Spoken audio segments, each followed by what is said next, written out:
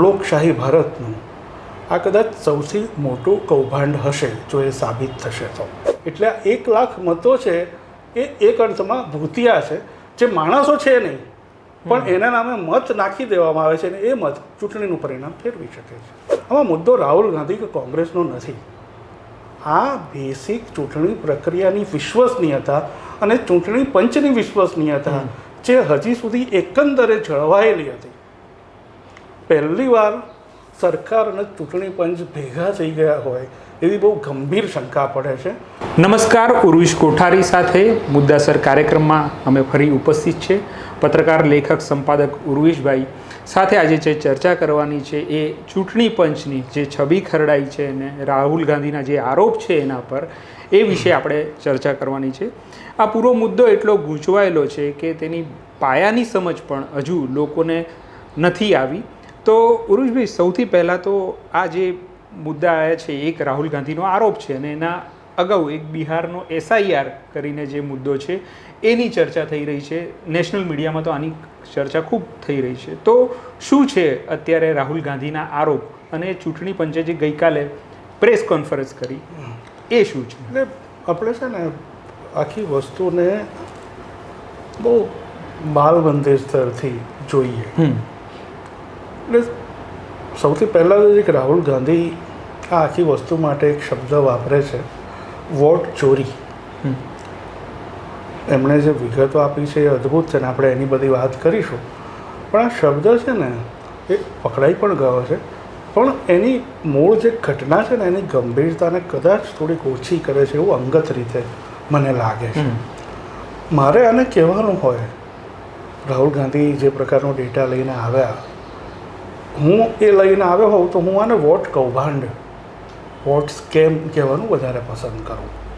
એનું કારણ શું છે કે વોટ ચોરીમાં જે સામાન્ય, ધારો કે અત્યારે રાહુલ ગાંધી કશું લઈને નથી આવ્યા, એ પહેલાં વોટ ચોરી કેવી રીતે થઈ શકે? તો કે ભાઈ બે રીતે. એટલે ચોરી શબ્દ હું બહુ એટલા માટે નહીં વાપરું કે ચોરીમાં કોઈને એવું લાગે છે કે ભાઈ તમારી જોડે હતું, તમારી વસ્તુ એ લઈ ગયું હોય, એ ચોરી. તો પહેલાં જે થતી હતી એ વોટ ચોરી હતી. જેના માટે બીજો શબ્દ હતો આપણે જે વાપરતા એ બોગસ વોટિંગ. બોગસ વોટિંગ એટલે શું કે મતદાર યાદીમાં તમારું નામ બોલે છે, તમારા નામે તમે મત આપ્યો એવું ટીક થઈ જાય છે, પણ તમારા નામે તમારા વતી મત બીજું કોઈક આપી આવે છે. આ વોટ ચોરીનો પહેલો પ્રકાર, જેને આપણે બોગસ વોટિંગ તરીકે બહુ જાણીતો હતો. બીજો પ્રકાર જે હતો કે મતદાર યાદીમાં તમારું નામ છે, પણ તમે એવા સમુદાયના છો કે જે સમુદાય જેના વિશે ખાતરી છે કે તમે લોકો X રાજકીય પક્ષને મત નહીં આપો, તો એવા સંજોગોમાં તમને તમારા ઘરની બહાર વોટ આપવા માટે નીકળવા જ નહીં દેવાના. આ બીજો પ્રકાર વોટ ચોરીનો. કેવી રીતે? કાં તો ધમકીથી, કારણ કે તમારે રહેવાનું તો ત્યાં જ છે, કાં તો લાલચથી કે ભાઈ બોલ વોટ નહીં આપવાના કેટલા લઈશ, લોકો તને વોટ આપવાના આપે છે હું નહીં આપવાના. તો ભયથી કે લાલચથી તમે માણસને એનો વોટ આપતા રોકો. આ બીજો પ્રકાર. આ બંને વસ્તુ, બોગસ વોટિંગ અને વોટિંગ અટકાવવું, એ સત્તામાં રહેલા બધા જ પક્ષો કરી ચૂક્યા છે, ઓછે વત્તે અંશે. આમાં કોઈ એમ કે કોંગ્રેસે નથી કર્યું, ભાજપે કર્યું એવો મુદ્દો નથી. ભાજપની થોડી માસ્ટરી વધારે ખરી, પણ તોય કોંગ્રેસે કર્યું જ છે. રાહુલ ગાંધી જે વસ્તુ લઈને આવ્યા છે ને એ આ બે કરતાં બહુ જ વધારે મોટી, વધારે ખતરનાક અને બહુ જ વધારે ચિંતાજનક છે. એને વોટ ચોરીના ખાને નાખી દેવાય એટલી નથી. અને મને મારું અંગત મૂલ્યાંકન પ્રમાણે એવું લાગે છે કે છેલ્લા 30-40 વર્ષમાં થયેલું લોકશાહી ભારતનું આ કદાચ સૌથી મોટું કૌભાંડ હશે જો એ સાબિત થશે તો. કારણ કે દરેક કૌભાંડની શરૂઆત તો થોડાક મુદ્દા આધારિત આરોપથી જ થાય છે. આમાં એટલા મુદ્દા આધારિત આરોપો છે એટલે અત્યારે આપણે એને કૌભાંડ, કે ભાઈ આ વોટ કૌભાંડનો જે આરોપ છે એનું કારણ છે કે આપણે જેને કૌભાંડ કહીએ છીએ એ બધા રૂપિયા પૈસાના, કરપ્શનના એવા તેવા હોય છે. એ ખરાબ છે, એ ન થવા જોઈએ, પણ એ થાય છે એનાથી લોકશાહીનો પાયો છે એમાં ઘા નથી વાગતો. આ જે વોટ કૌભાંડનો આરોપ છે એમાં લોકશાહીના પાયામાં, કારણ કે આપણે તો લોકશાહી હરીફરીને ચૂંટણી પર જ લાવી દીધી છે અને ચૂંટણીએ નિષ્પક્ષ ના હોય. હવે રાહુલ ગાંધી શું કહે છે એ આપણે ખાસ જોવું જોઈએ કે ભાઈ બેંગ્લોરની એક બેઠક છે વિધાનસભાની, મહાદેવપુરમ કે એવું કંઈ નામ છે, એના 6.25 લાખ મતદારો છે. એનો ડેટા રાહુલ ગાંધીએ ચૂંટણી પંચ જોડેથી માગ્યો અને ચૂંટણી પંચે બહુ અખાડા કરી અને પછી કાગળિયા સ્વરૂપે આપ્યો, જેથી એમાંથી તમે તરત એક નજરે કમ્પ્યુટરની મદદથી કશી વિગતો તારવી ન શકો. એમણે તો એવું કહ્યું રાહુલ ગાંધીએ કે ચૂંટણી પંચે જે કાગળ પર ડેટા આપ્યો એ પણ એવા હતા કે જેનું તમે OCR ન કરી શકો, એટલે કે એ જે ડેટા છે એને તમે સીધો મશીનમાં લઈને એડિટેબલ બનાવી ન શકો. ખેર, આને આપણે બાજુ પર રાખીએ. આ મુદ્દામાં છે ને આપણે મહત્ત્વની વાતો અને પરચુરણ વાતો વચ્ચે એક ભેદ કરવા જેવો છે. મૂળ વાત એમ છે કે 6.25 લાખ મતદારોમાંથી લગભગ 1 લાખ મતદારો બોગસ છે. હવે બોગસ એટલે કેવા?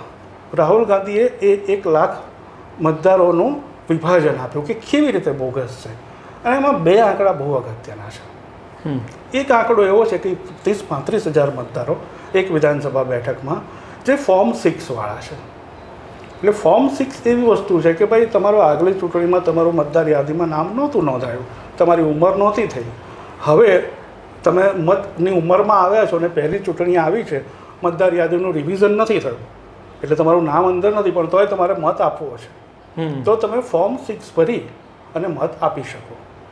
એનું ગુજરાતી એવું થયું કે ફોર્મ 6 ભરનાર એવો જ માણસ હોય જે મોટે ભાગે પહેલી વાર મત આપતો હોય, એટલે કે એની ઉંમર 21 આસપાસ જે કંઈ ટૂંકમાં હોય.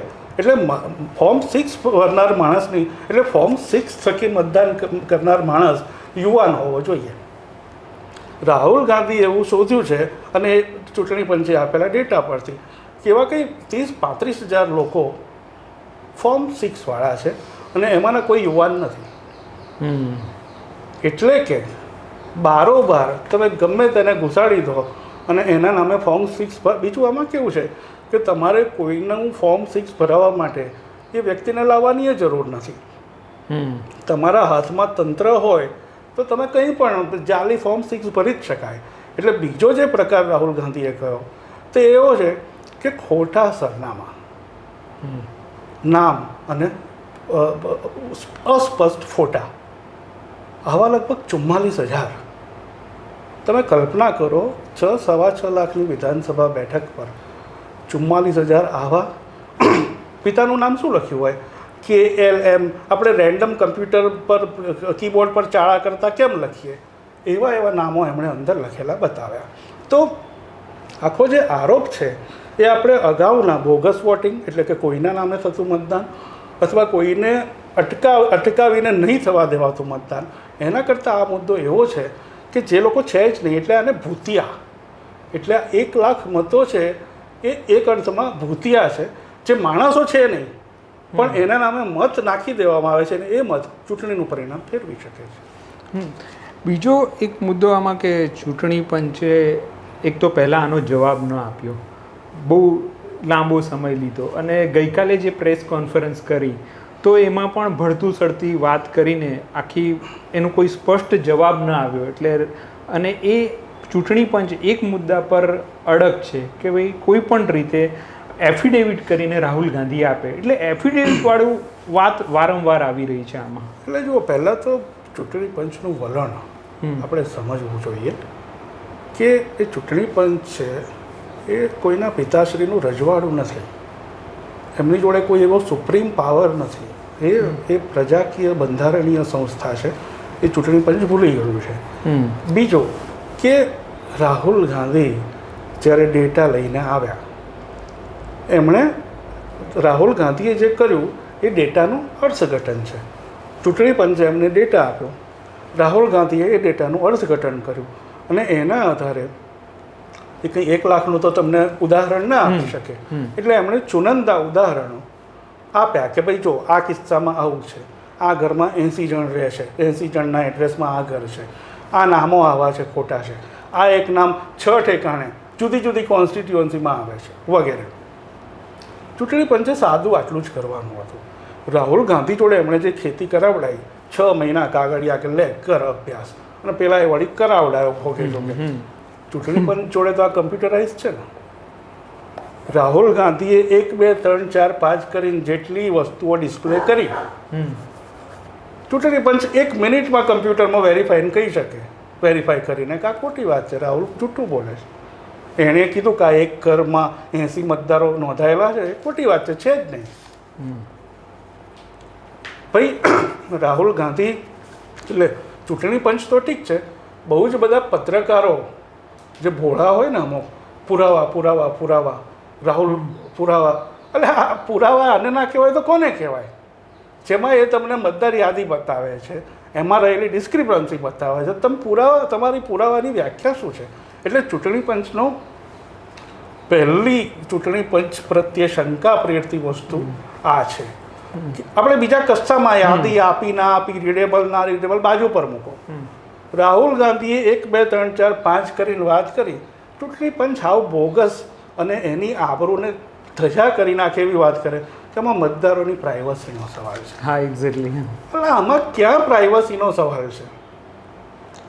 એક માણસે, અને તમે અમને એવું શીખવાડવા માગો છો કે તમને તમારી આબરૂ કરતાં મતદારોની પ્રાઇવસી વધારે વાલી છે? યાર થોડું વાજબી રાખો, આવું ના હોય.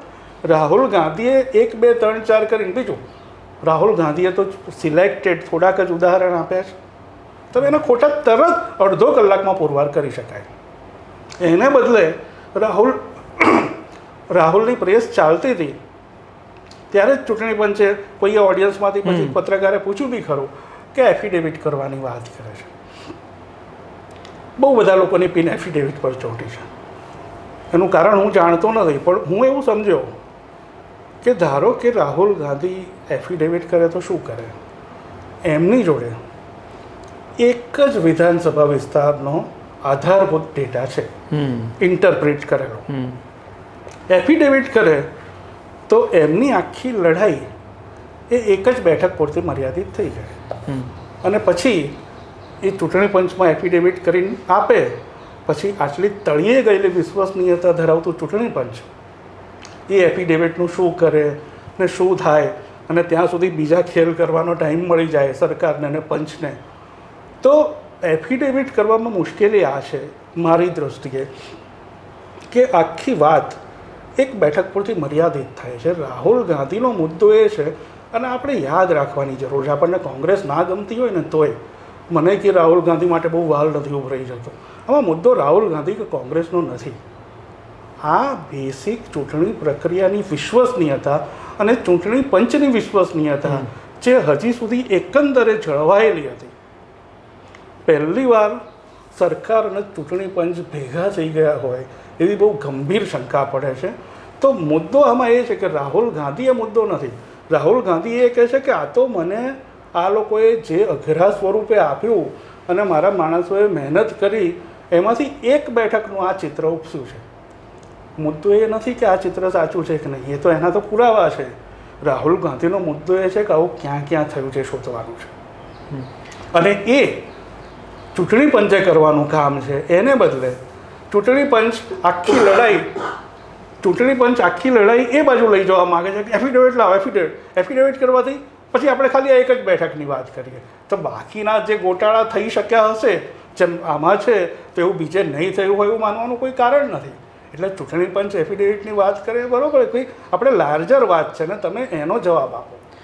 હા, એટલે તમે કહો છો ને એ જ મુદ્દો અહીંયા આવે છે કે અનુરાગ ઠાકુર જે બીજેપીના જ આગેવાન છે, તો એમણે અખિલેશ યાદવની જે કન્નૌજ બેઠક છે કે રાહુલ ગાંધી જ્યાંથી લડ્યા છે, વાયનાડ છે, એ બધા પર સવાલ ઉઠાયા છે.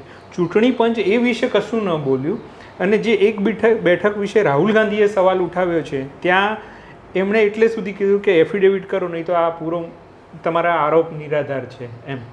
તો એ સમકક્ષ હોવાના દાવા ક્યાંથી? આમાં તો એવું છે કે હવે બે વિકલ્પ રહે છે, એક સુપ્રીમ કોર્ટ અને બીજું જન આંદોલન. જન આંદોલન અઘરું છે, કારણ કે આ લોકોનું આસુરી સામ્રાજ્ય જે મીડિયા પર પ્રભાવ છે, મેઇન સ્ટ્રીમ મીડિયા પર, કોઈ પણ જન આંદોલન મેઇન સ્ટ્રીમ મીડિયા વગર સફળ નથી થઈ શકતું.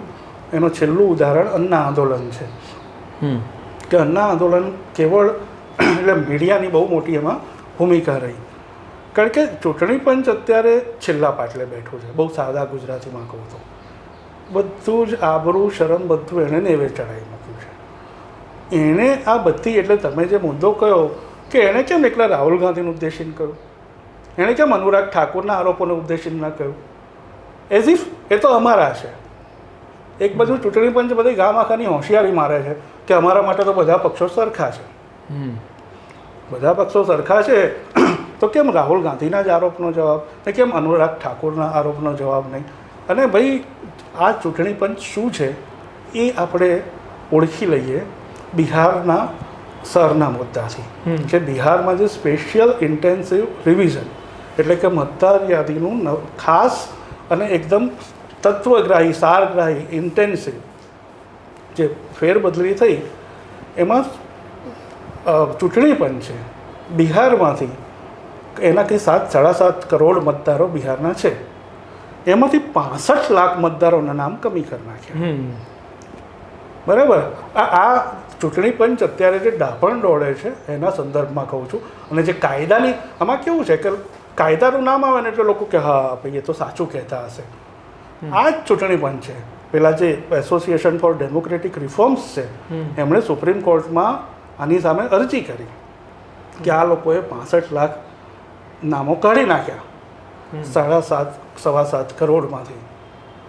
આ જ ચૂંટણી પંચ બેશરમ થઈને, નફ્ફટ થઈને, બધી જ બંધારણીય મૂલ્યો અને પારદર્શકતા નેવે મૂકીને, કાયદાઓ ટાંકીને સુપ્રીમ કોર્ટમાં એવું કહે છે કે અમે આ માહિતી જાહેર કરવા બંધાયેલા નથી અને આ નામો કેમ રદ કર્યા એ જાહેર કરવા બંધાયેલા નથી. હવે કોને કહે છે? મને તમને નહીં, સુપ્રીમ કોર્ટને કહે છે. બધું ટાંકીને. ભલું થજો સુપ્રીમ કોર્ટનું કે એમણે ઠપકારીને કહ્યું કે ના છે ના કરો. એટલે સુપ્રીમ કોર્ટ આવું ના કહે, પણ આમ આપણે વાંચતા હોય તો આપણને એમાંથી એ ટોન સંભળાય કે તમારા બાપાનું રાજ છે.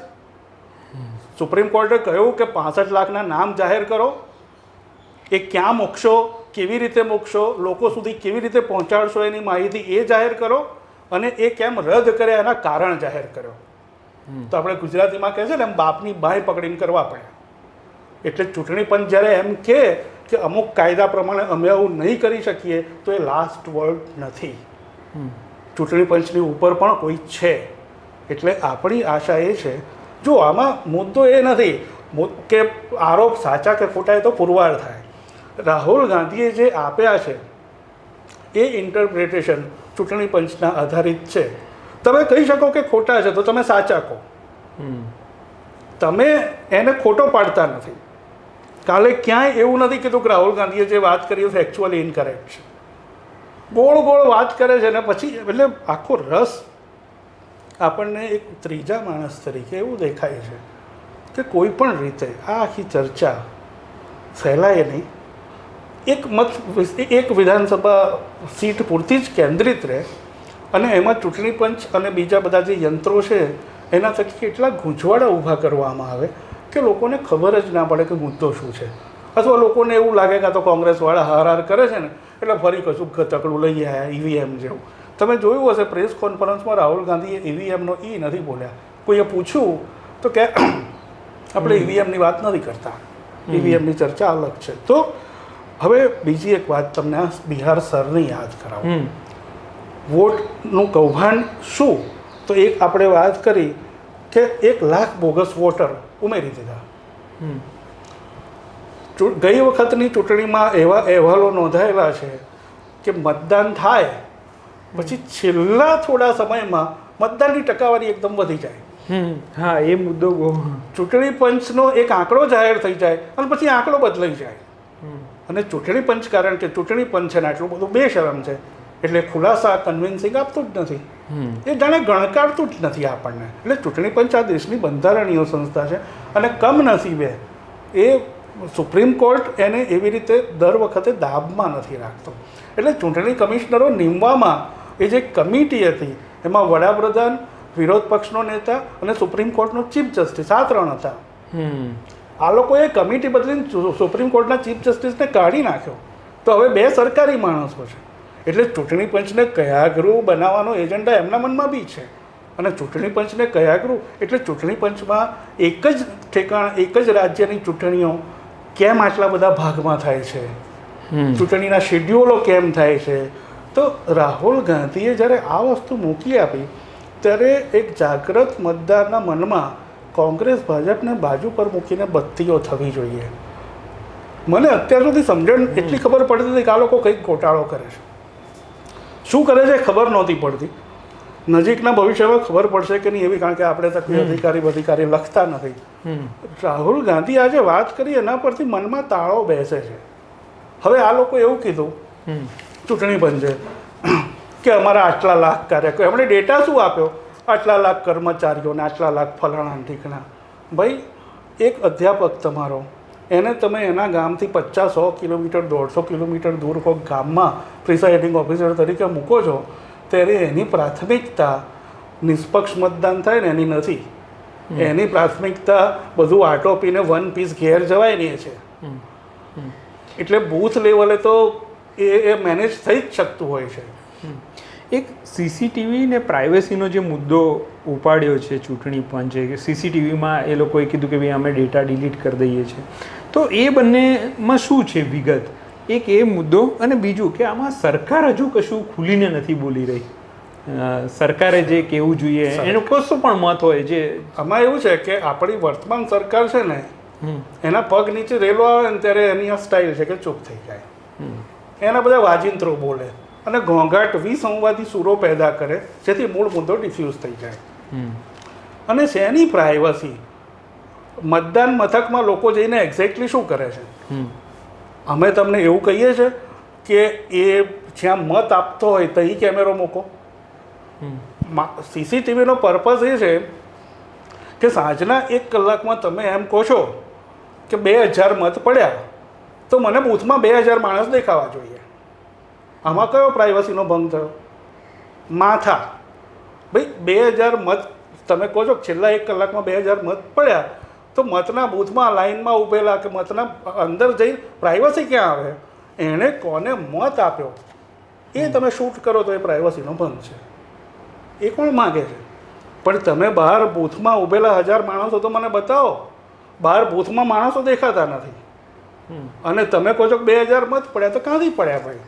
એટલે ચૂંટણી પંચ આ આખી વસ્તુમાં પારદર્શકતાના મૂળભૂત સિદ્ધાંતોનો ભંગ કરે છે. અને પેલી હું તમને વાત કરતો હતો બિહાર સરની, કે સવ્યસાચી દાસ જે અશોક યુનિવર્સિટીનો અધ્યાપક હતો, એણે ગયા વર્ષે આ વાત કરી હતી કે ભાઈ ચોક્કસ સિલેક્ટિવ, એટલે ધારો કે મુસલમાન મતદારો, તો એમના નામ કમી કરી નાખવામાં આવતા હોવાની સંભાવના છે. એ માણસે પહેલી વાર ધ્યાન દોર્યું હતું. એની સામે આ બધાએ એટલો હોબાળો કર્યો, અલ્ટિમેટલી એને છોડવી પડી નોકરી. તો આ દિશામાં અણી તો શંકાની તકાયેલી હતી અને રાહુલ ગાંધીએ હવે પ્રોપર પુરાવા આપ્યા છે. એ જેને પુરાવા નથી લાગતા એ લોકોને પુરાવા એટલે શું એની વ્યાખ્યા સમજ નથી પડતી, અથવા એ એટલા બધા આંધળા ભીત છે આ સરકારના મોહમાં કે એમને દેખાતા નથી. ભાઈ, રાહુલ ગાંધીના ખોટા પુરાવા છે તો ચૂંટણી પંચ 1 મિનિટમાં સાબિત કરી દે ને. એમાં આટલી ચર્ચા અને કવિતાઓ અને પ્રેસ કોન્ફરન્સો શેની કરવી પડે? તમે ઇસ્યુ કરી દો ડેટા. એવું નથી થઈ રહ્યું. અને આ બધું જ જે કંઈ સંદિગ્ધ રીતે ચાલી રહ્યું છે એવું લાગે છે ચૂંટણી પંચનું. આટલી પ્રેસ કોન્ફરન્સ કરી એમાં પણ કશું નીપજી ન આવ્યું. તો આ આખા મુદ્દામાં એ સામાન્ય માણસને એ કેવી રીતે વિશ્વાસ કરે? આખી પ્રક્રિયા જે થઈ રહી છે એ કેવી રીતે એવું સમજે કે ભાઈ આપણા દેશમાં જે છે એ લોકશાહી છે? એટલે મુદ્દો જ આખો એ છે. મેં આગળ કહ્યું કે અમારો સવાલ રાહુલ ગાંધી કે કોંગ્રેસને પ્રેમ કરવાનું નથી. સવાલ એ છે કે બહુમતી જે ઈચ્છે સરકાર ચૂંટાય છે કે નથી ચૂંટાતી.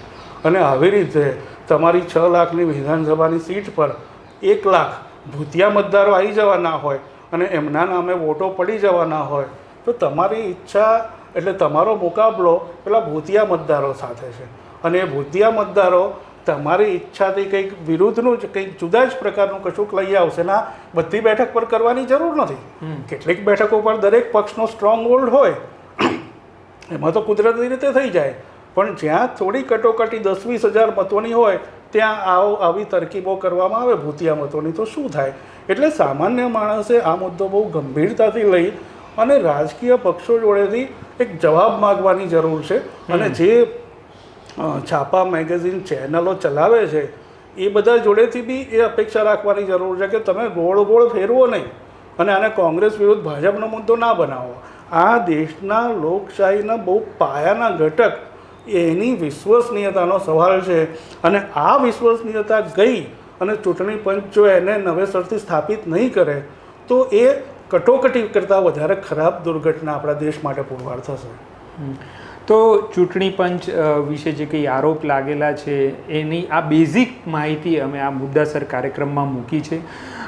ભવિષ્યમાં પણ અમને એવું લાગે છે કે આ મુદ્દો જે રીતે આગળ વધશે એ રીતે અમે આ જ મુદ્દાને લઈને ફરી ચર્ચા કરીશું. આ પ્રકારના મુદ્દા અમે તમારી સમક્ષ લાવતા રહીશું મુદ્દાસર કાર્યક્રમમાં. નમસ્કાર. વૈષ્ણવજન તો તેને